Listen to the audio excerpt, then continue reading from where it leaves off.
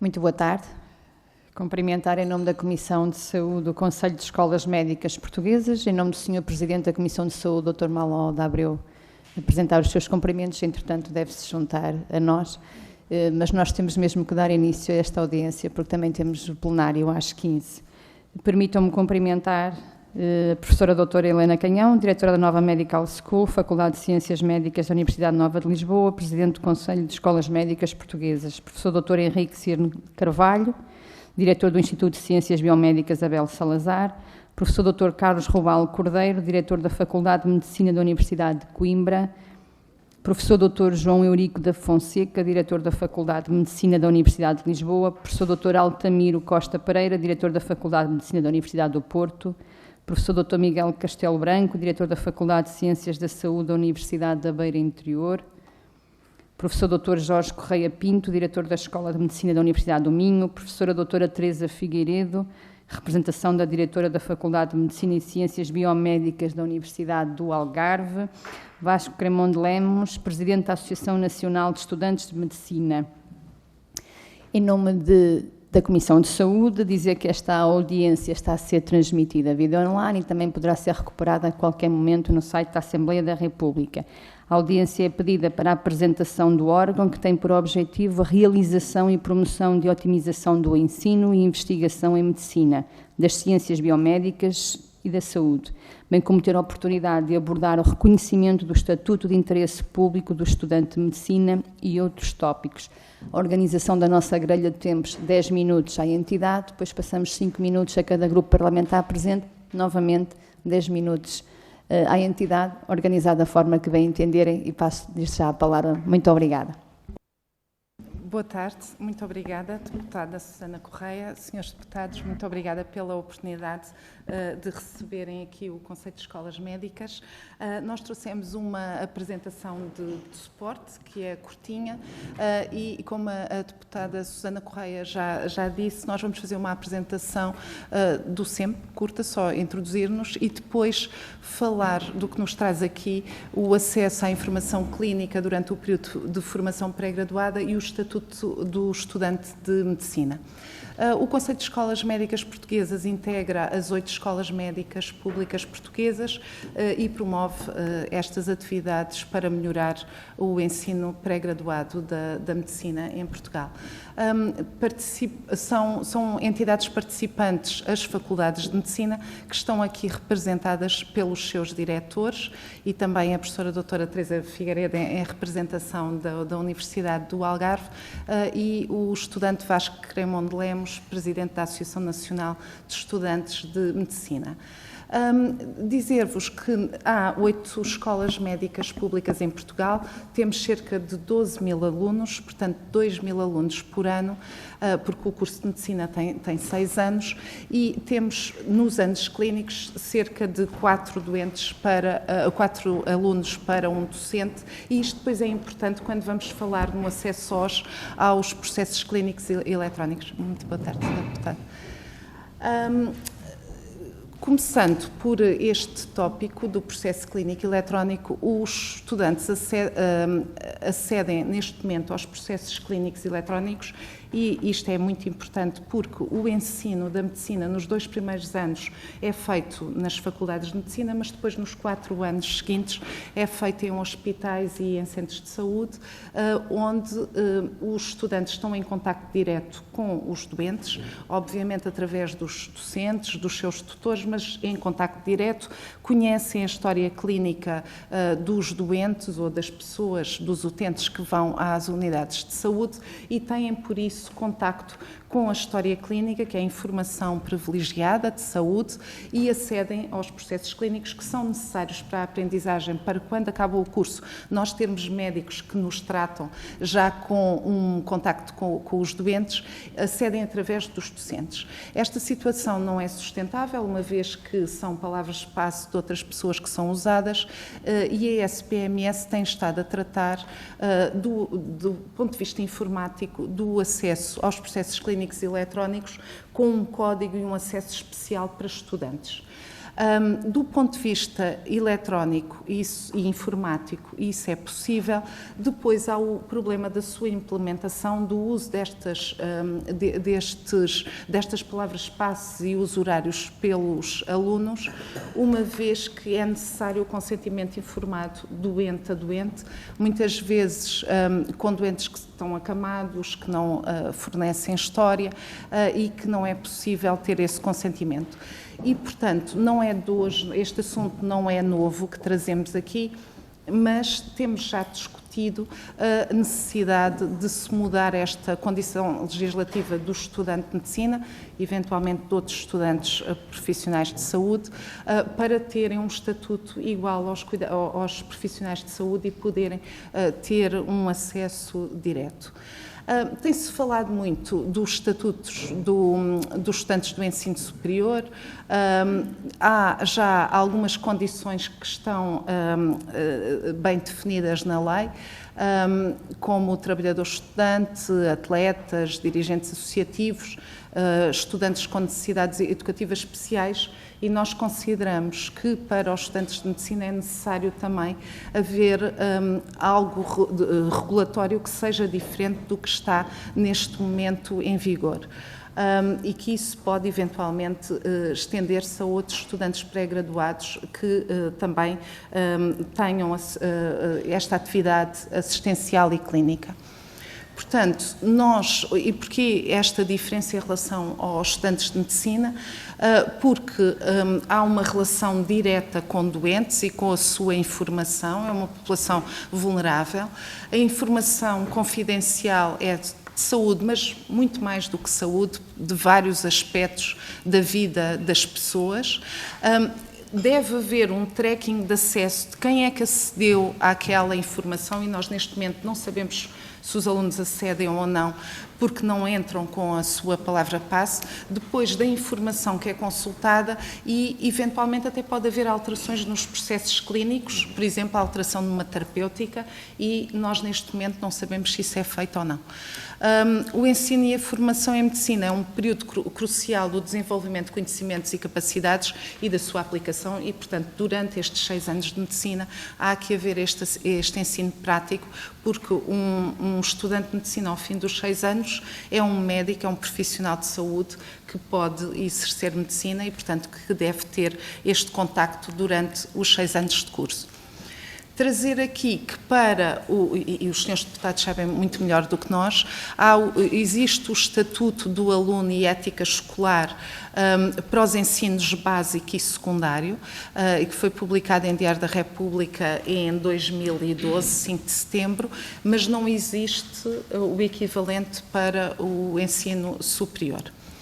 Portanto, o que nós defendemos, de uma forma sumária, é uma aprovação de uma alteração de lei de bases de saúde que estabeleça a equiparação dos estudantes de medicina aos profissionais de saúde e respectiva regulamentação e, sobretudo, pelo acesso a dados clínicos e sensíveis.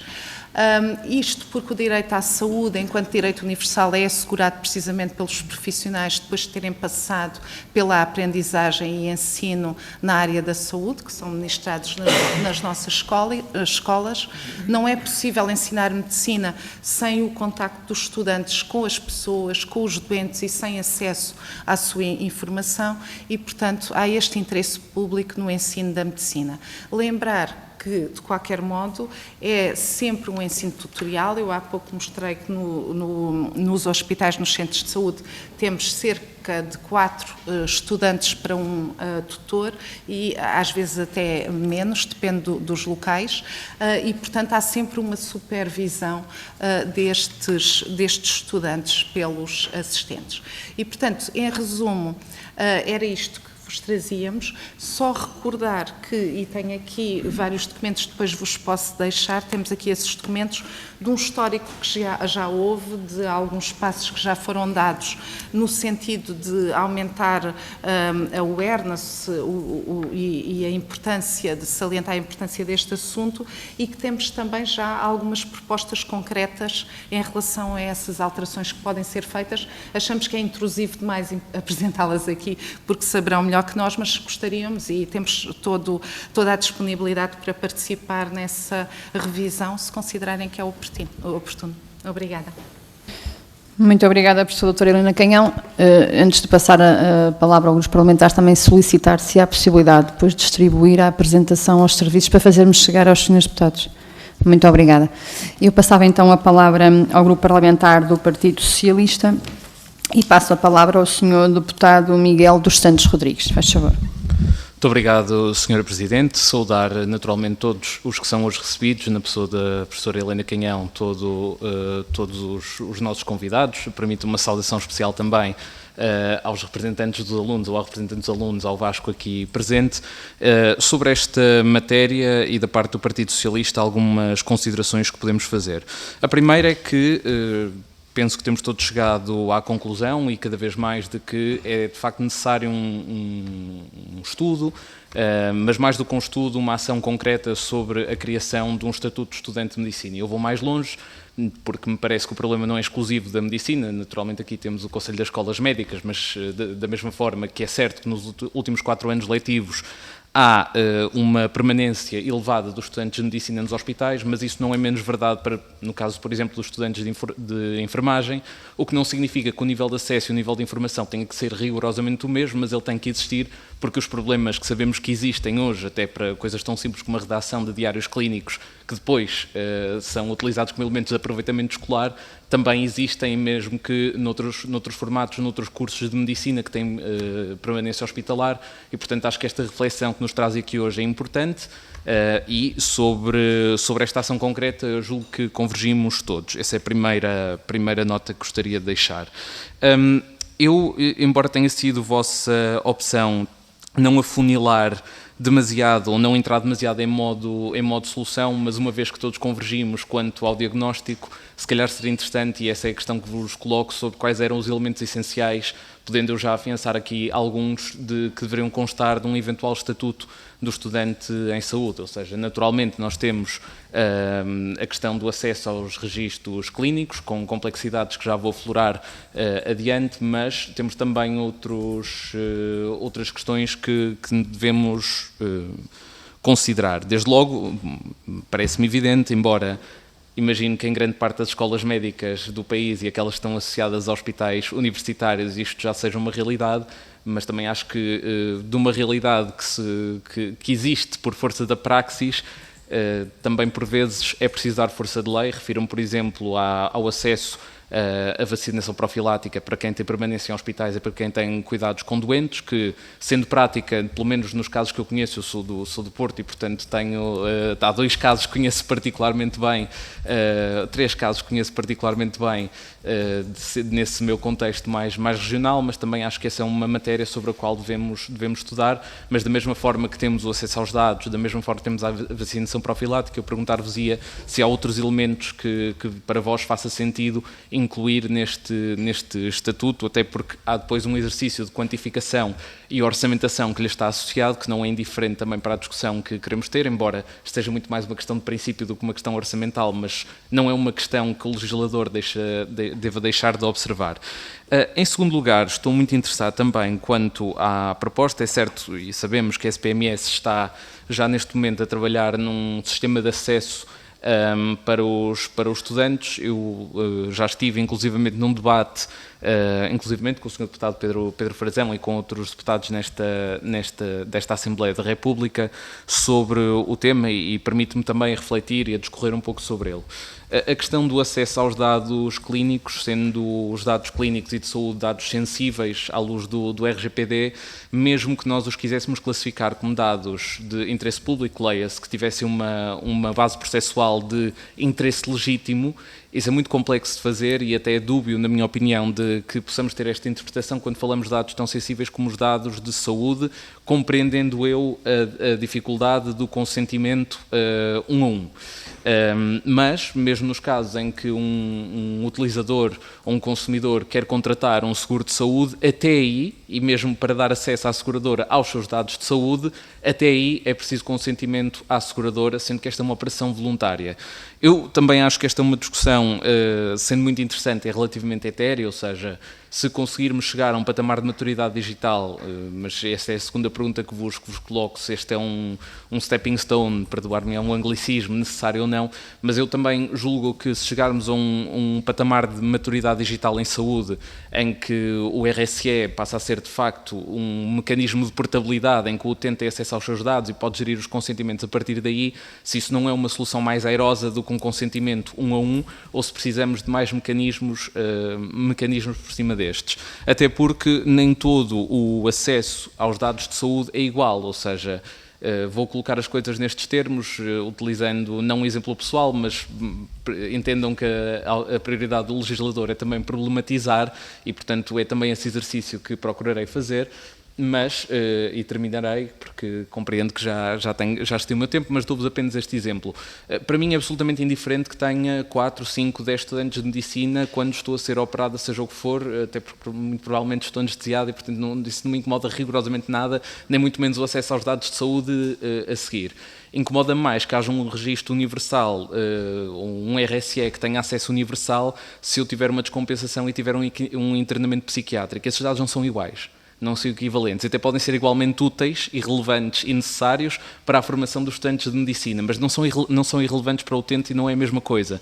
E, portanto, perguntava-vos, do ponto de vista de soluções, se o que nós precisamos, eventualmente, é de um estatuto específico de dados de interesse legítimo só para hospitais universitários e segregar esses ambientes dos outros, ou seja, ambientes em que nós sabemos à partida que há, termino, Sra. Presidente, se esta é uma solução possível e airosa ou se há outras soluções tecnológicas ou legais sobre as quais tenham refletido, porque isso, francamente, do ponto de vista de avançar com isto de uma vez por todas e já convergimos no diagnóstico, era aquilo que seria mais interessante para nós ouvir. Muito obrigado. Muito obrigada, Sr. Deputado. Tem a palavra o parlamentar do PST, Sra. Deputada Fernanda Velez. Faz favor. Senhora Coordenadora, senhores deputados neste caso, Senhora Professora Doutora Helena Canhão, Presidente do Conselho de Escolas Médicas Portuguesas e demais membros deste Conselho.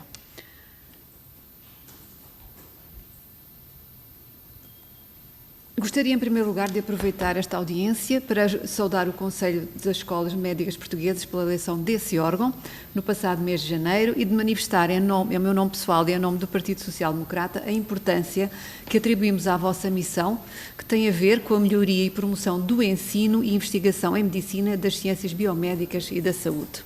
Uma missão difícil, é certo, mas uma nobre missão. Igualmente consideramos que o Estatuto do Estudante de Medicina deve ser valorizado sob pena de a qualidade do ensino e da formação em medicina, designadamente a que é providenciada pelas escolas médicas públicas, ficar comprometida no nosso país, como aliás o Conselho de Escolas Médicas Portuguesas tem alertado ultimamente. Devo sublinhar aqui que, no entender do PSD, o tema que vos traz aqui se enquadra mais em matérias respeitantes à área do ensino. Mas, no entanto, gostaria de vos deixar aqui algumas questões. Que avaliação faz o Conselho de Escolas Médicas Portuguesas do apoio e financiamento do Estado relativamente às instituições de ensino superior públicas portuguesas e, talvez mais importante ainda, que expectativas e anseios têm para o futuro?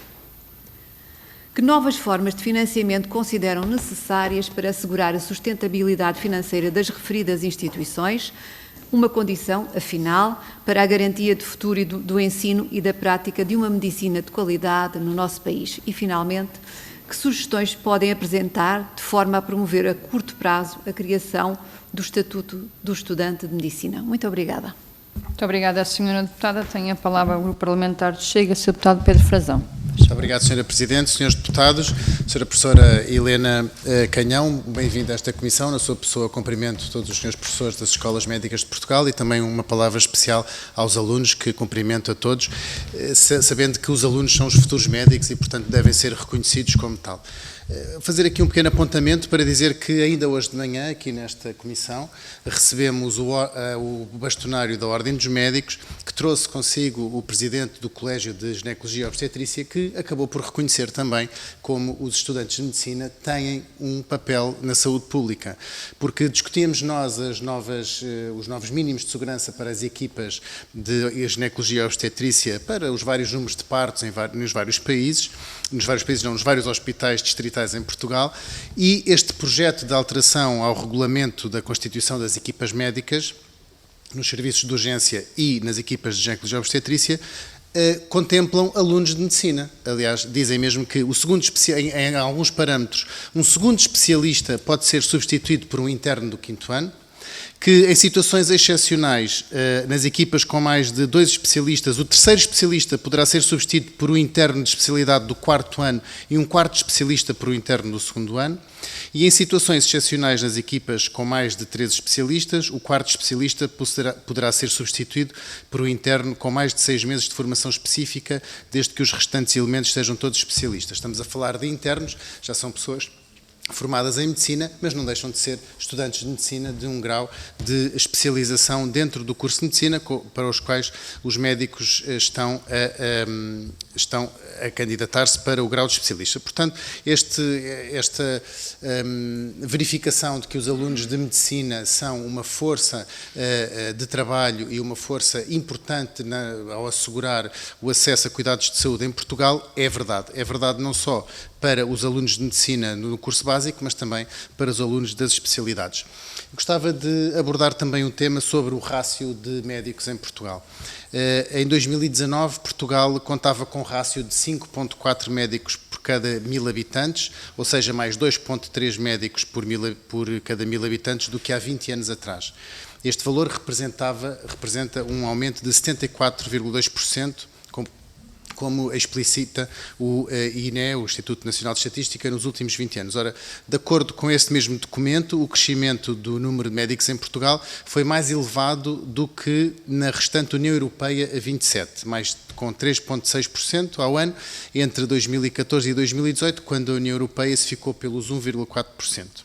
De resto, em Portugal também, neste momento, existe uma situação privilegiada no que diz respeito à formação médica, no nosso entender, que ocupa o 8º lugar em 36, quanto ao número de novos formandos em medicina por ano. São 16,1 por cada 100 mil habitantes em 2017, sendo a média da OCDE de 13,1 novos médicos por cada 100 mil habitantes. Portanto, a narrativa de que existem poucos médicos em Portugal, que é muitas vezes passada pelo nosso Ministério e pela tutela, simplesmente não corresponde à verdade.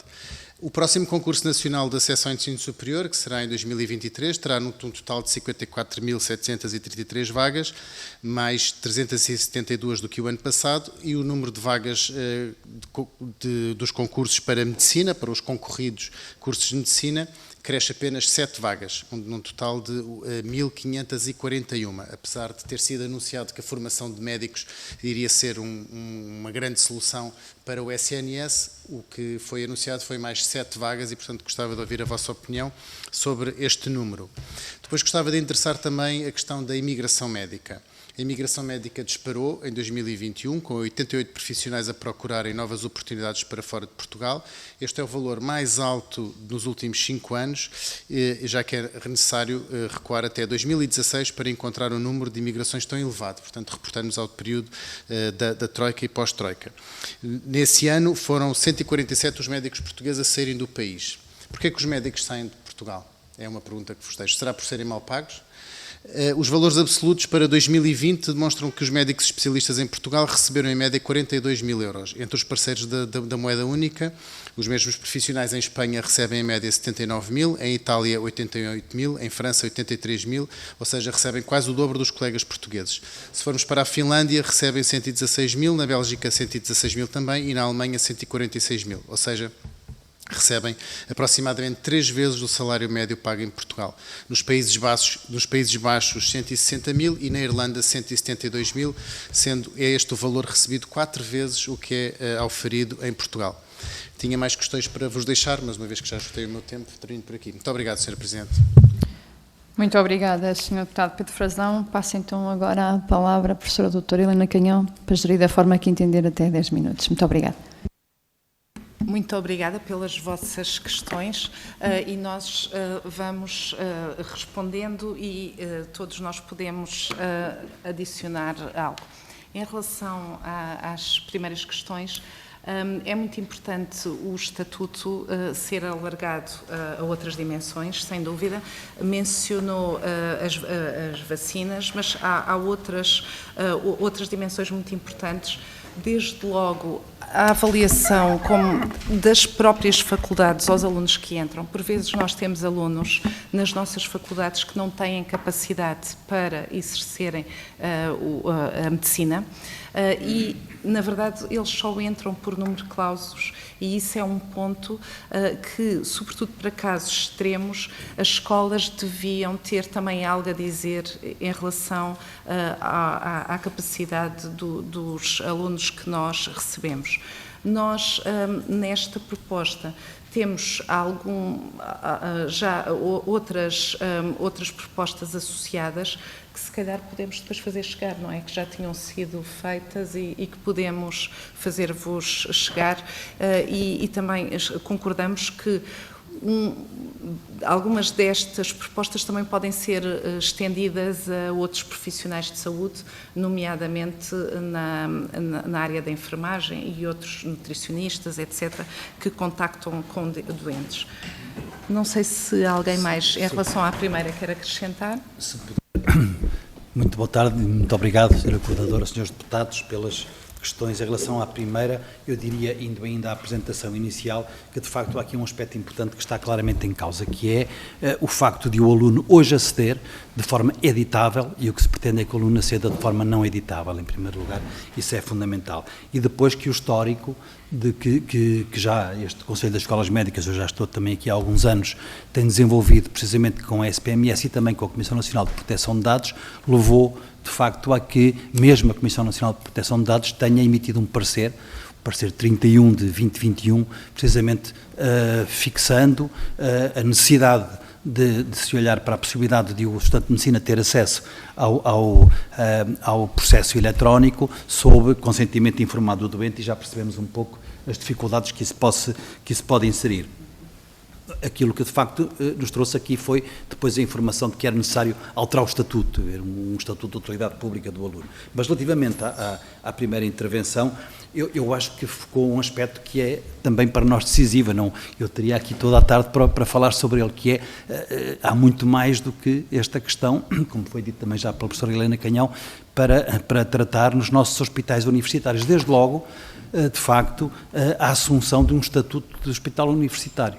E, portanto, esse é o aspecto que eu também gostaria de realçar, sobretudo em duas vertentes. No modelo contratual dos novos médicos, portanto, de alguma forma, inserindo nesse modelo com a obrigatoriedade que é um hospital universitário, o ensino, a investigação e, eventualmente, a progressão académica para os novos médicos que são contratados, e também no perfil do internato. Portanto, o perfil do internato, de facto, pode e deve ser, de alguma forma, diferenciado de acordo com o modelo, de facto, do hospitalar e com a estrutura hospitalar e com as ambições também até no âmbito, sobretudo, da investigação que um hospital universitário encerra. Portanto, se estamos a tratar só da primeira intervenção, eu ficaria por aqui, embora, obviamente, tenha mais para dizer. Aproveito também para ligar ao que a senhora deputada perguntou em relação ao porquê da retenção ou da não retenção dos médicos. Nós o que verificamos não é só o salário, são outras condições que estão à volta e que, paradoxalmente, está a ser mais difícil reter médicos nos grandes hospitais e nos hospitais universitários do que nos hospitais da periferia. Isto por uma sobrecarga assistencial, nomeadamente de urgências, ainda se falou da obstetrícia há pouco, são uma carga assistencial muito grande. Quando os outros centros à volta não respondem, os hospitais, neste caso os hospitais universitários, porque são universitários, acabam por têm a porta sempre aberta e recebem os doentes, e depois tudo o que se oferecia antes, que não é só o salário, mas uma carreira onde se fazia investigação, onde se davam aulas, nomeadamente as aulas na universidade, e a atualização constante, que não era oferecido nos hospitais da periferia, neste momento está a perder-se porque não há o tempo protegido, não há uma carreira que inclua a docência e a clínica. E com esta estrutura do docente clínico, os centros académicos clínicos com um estatuto diferente, isto permitiria que as carreiras nestes hospitais, sobretudo para os jovens médicos, fossem diferentes do que estão a ser neste momento. E acho que este é um dos pontos muito importantes para a não retenção dos médicos em Portugal. Depois, continuando nas outras questões que nos colocaram. Em relação à SPMS, nós temos tido conversações com a SPMS e estamos a acompanhar o processo e, portanto, do ponto de vista informático, sabemos que não há problema, desde que depois deste lado seja, e da proteção de dados, etc., possa ser resolvido. Queres acrescentar uma coisa? Cumprimentar os Srs. Deputados e Sr. Presidente. Isto é um processo muito longo, só para terem ideia, nós andamos, enfim, alguns de nós já estão cá há mais anos, andamos neste processo há mais de 8 anos, para tentar enquadrar uma solução que obviamente tem sido precária e que sucessivamente vamos adiando na solução e na resolução, às vezes procurando fingir que o problema não existe. O problema existe e é um problema grave e em qualquer altura pode ser, enfim, levantado com repercussões muitíssimo mais graves do que aquelas que têm acontecido até agora. Isso é uma contingência que temos que estar disponíveis para acolher. Mas isto tem pormenores, porque se virmos bem, no ensino pré-graduado, o estudante tem o seu enquadramento legal enquanto estudante durante o período que corresponde apenas ao período letivo. E, portanto, tudo isto, e a SPMS tem feito um trabalho, enfim, adequado, na contingência de que tudo isto é um processo que tem alguma complexidade. Não é? Um estudante em férias não pode ter acesso ao processo clínico eletrónico e, portanto, tem que ser negada a possibilidade de ele poder utilizar durante esse período. Tudo isto é a realidade da percepção de que a responsabilidade tem limites muito bem enquadrados e corresponde àquilo que é a prática médica de facto. E dizer isto transcende, obviamente, aquilo que nós propomos, transcende apenas a consulta do processo clínico eletrónico, porque os estudantes de medicina no ciclo clínico têm que ter um comportamento absolutamente sobreponível àquela que tem um médico diplomado.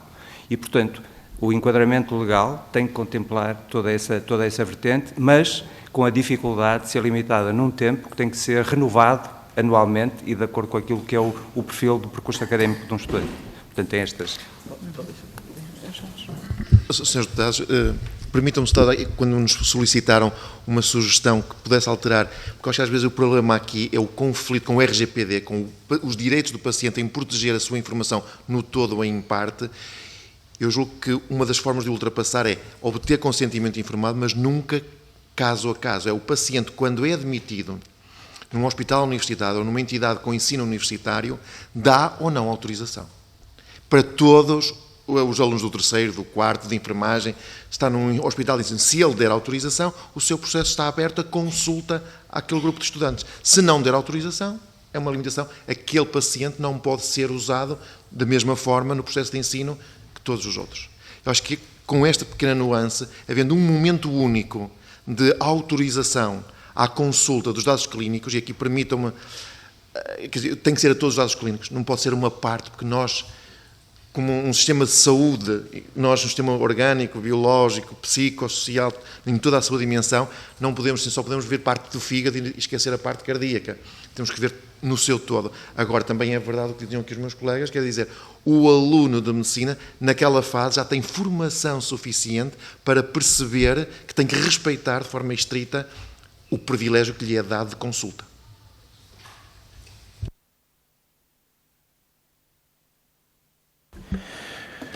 Muito boa tarde a todos os deputados e deputadas. Agradeço muito esta audiência. De facto, já vimos que não é uma coisa muito simples. Aquilo que parece muito simples não é assim tão simples e por isso, realmente, já há mais de 8 anos este assunto se mantém por resolver. Mas mantém-se por resolver estando muito mal resolvido. É preciso que todos tenhamos consciência que neste momento todos os estudantes de medicina, e não só, já vimos da enfermagem e de muitos outros cursos, acedem ilegalmente aos dados dos pacientes, como aliás sempre acederam ilegalmente aos dados. Sempre. Nós é que gostamos de esquecer os problemas, meter a cabeça debaixo da areia, em vez de realmente de os resolvermos. Depois, quando há uma bronca, bom, todos nós temos de facto responsabilidades. Os senhores deputados, os docentes, os médicos, toda a gente tem as suas responsabilidades, porque toda a gente sabe de facto aquilo que está a acontecer e que está a acontecer desde sempre, que é o estudante, obviamente, no seu processo de ensino-aprendizagem, acede aos dados dos doentes que vê através da autorização de ninguém, como era de antes, pegava nos processos e ia lá e ia vendo, ou acede aos dados através da password do seu tutor, do seu médico, etc. Portanto, tudo isto é algo que é profundamente hipócrita da forma como nós tratamos estes problemas. Depois, eu pessoalmente, a forma... Tem havido aqui já várias sugestões. A minha era pura e simplesmente de equiparar o estudante em processo de aprendizagem exatamente com os mesmos direitos e deveres do seu tutor. É equiparado. Mas se ele está em férias ou não está em férias, bom, se ele está em férias, já está a estudar. Os estudantes em férias muitas vezes estudam e têm interesse obviamente, se calhar em férias até estudam mais do que fora delas. Portanto, eu, pelo menos no meu caso, assim era. E portanto, quer dizer, eu isso acho que desde o momento que o estudante está inscrito num curso de medicina ou de enfermagem ou o que seja, ele realmente está em aulas, não suspendeu a sua matrícula, ele deverá ter esse acesso. É evidente que neste momento, como todos sabem, desde o momento que o acesso é feito pelo estudante usando o seu login e a sua password, é facilmente rastreável aquilo que o estudante faz ou não faz, se ele acede em tempo de férias ou se acede a um domingo ou outra coisa qualquer. Embora, quer dizer, isso também acontece hoje com médicos que não têm aquele doente a cargo e também acedem, etc. Portanto, tudo isso é facilmente escrutinável, desde o momento que haja alguém que queira escrutinar, e se calhar a única pessoa que tem interesse em escrutinar isso, pode, quando muito, até o próprio doente.